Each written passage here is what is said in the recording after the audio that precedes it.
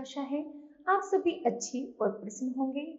चलिए आज हम पढ़ते पाठ 13 संस्कृति की पहचान करते हैं। इस कविता की शुरुआत चलिए पढ़ते हैं। संस्कृति और सभ्यता ये दोनों शब्द हैं। संस्कृति और सभ्यता ये दोनों केवल शब्द ही नहीं है बल्कि एक इनका असीमित रूप है। चलिए पढ़ते हैं और उनके मायने भी अलग अलग है। सभ्यता मनुष्य का वह गुण है जिससे वह अपनी बाहरी तरक्की करता है। क्या करता है? बाहरी तरक्की करता है। और संस्कृति मनुष्य का वह गुण है जिससे वह अपनी भीतरी उन्नति करता है। दया, माया और परोपकार सीखता है। गीत, नाद, कविता, चित्र और मूर्ति से आनंद लेने की योग्यता हासिल करता है।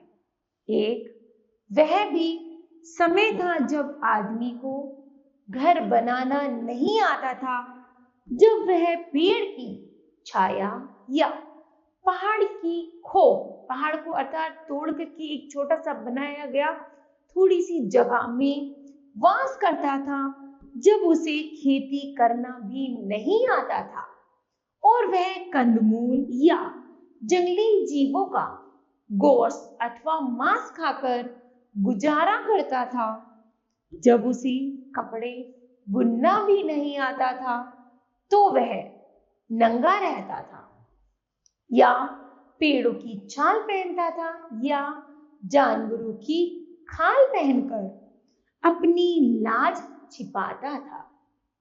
इस हालत को मनुष्य की असभ्यता की हालत कहते हैं। लेकिन इस हालत से निकलकर आदमी ज्यों-ज्यों आगे बढ़ा, त्यों-त्यों वह सभ्य होता गया। यानी जब आदमी खेती करके अनाज उपजाने लगा, घर बनाकर रहने और कपड़े बुनकर उन्हें पहनने लगा, तब वह असभ्यता से निकलकर सभ्यता में आने लगा। आज भी रेलगाड़ी, मोटर और हवाई जहाज, लंबी चौड़ी सड़कें और बड़े बड़े मकान, अच्छा भोजन और अच्छी पोशाक ये सभ्यता की पहचान है। और जिस देश में इनकी जितनी ही अधिकता है, उस देश को हम उतना ही सभ्य मानते हैं। मगर संस्कृति इन सब से कहीं अलग है। वह मोटर नहीं है, मोटर बनाने की कला है। मकान नहीं, मकान बनाने की रुचि है। अच्छी भोजन का सामान हम सभ्यता के जरिए पैदा करते हैं, लेकिन जिस ढंग से हम भोजन तैयार करते हैं और जिस कला से हम उसे खाते हैं, वह हमारी संस्कृति कहलाता है। प्रत्येक सभ्य आदमी सुसंस्कृत भी होता है और ऐसा नहीं कहा जा सकता, क्योंकि अच्छी से अच्छी पोशाक पहनने वाला आदमी भी तबीयत से नंगा हो सकता है। और नंगा होना संस्कृति के खिलाफ बात है। संस्कृति धन नहीं, गुण है। संस्कृति ठाट बाट नहीं, विनय और विनम्रता है।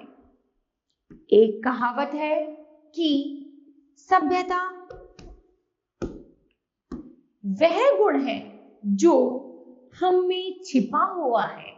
हमारे पास घर होता है, कपड़े लत्ते होते हैं, गाय, भैंस, बैल, घोड़े, हाथी, मोर और हवाई जहाज भी होती हैं। मगर ये सारी वस्तुएं हमारी सभ्यता के सबूत हैं, जिनसे यह जाना जा सकता है कि जिंदगी की मोटी और बाहरी सुविधाएं हमने कहां तक हासिल की हैं। मोटी और बाहरी सुविधाएं हमने कहाँ तक हासिल की है, लेकिन संस्कृति इतने मोटे तौर से दिखलाई नहीं देती। वह हमारी प्रत्येक पसंद तथा आदत में छिपी रहती है। मकान बनाना सभ्यता का काम है, लेकिन हम मकान का कौन सा नक्शा पसंद करते हैं, यह हमारी संस्कृति बताती है। कपड़ा तैयार करना सभ्यता का काम है, लेकिन उसका रंग रूप कैसा हो, यह हमारी संस्कृति बताती है। हथियार गढ़ना सभ्यता का काम है, लेकिन उस हथियार से किसी को मारना ठीक है या नहीं, यह बात बताना संस्कृति का काम है ना। आगे है, आज दुनिया में बड़े बड़े बम और दूसरे हथियार बन रहे हैं, क्योंकि सभ्यता के मामले में दुनिया बहुत आगे बढ़ गई है। लेकिन संस्कृति पुकार पुकार कर कह रही है कि इन बमों और हथियारों को काम में मत लाओ, क्योंकि इससे दुनिया बर्बाद हो जाएगी।